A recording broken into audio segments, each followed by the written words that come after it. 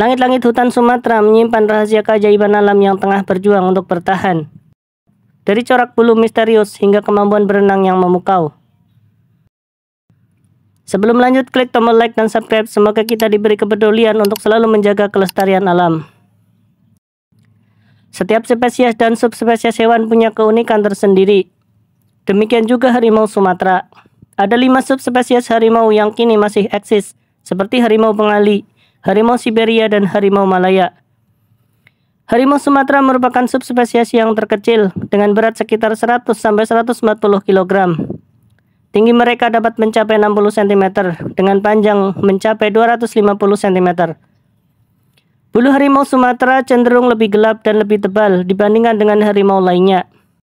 Corak loreng mereka yang khas membuatnya sulit untuk terlihat di dalam hutan tropis.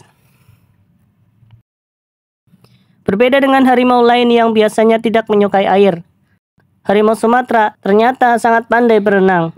Mereka dapat menyeberangi sungai lebar dan kadang-kadang mencari mangsa di dalam air. Hal ini dikarenakan pada bagian sela-sela jarinya terdapat selaput yang membantunya untuk bernavigasi di dalam air.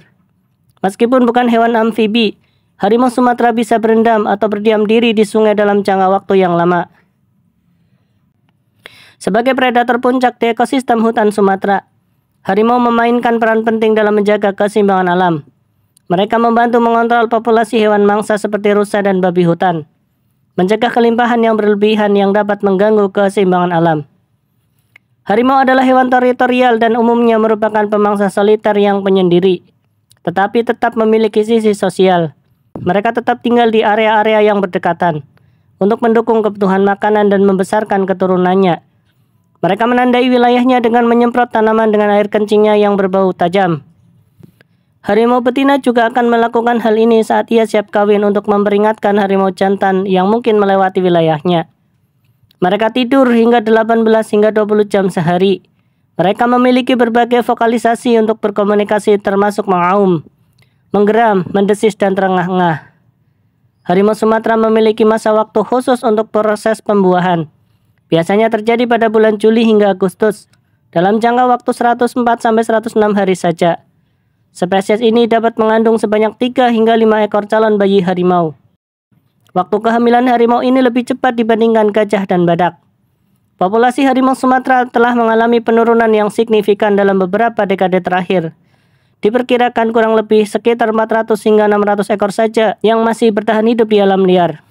Perburuan ilegal dan hilangnya habitat alaminya menjadi 2 faktor utama yang menyebabkan penurunan populasi secara dramatis.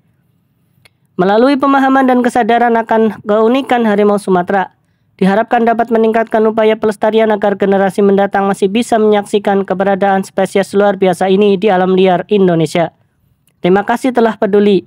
Dukung pelestarian alam dan jadilah bagian dari perubahan dengan mengklik tombol like dan subscribe sekarang. Terima kasih.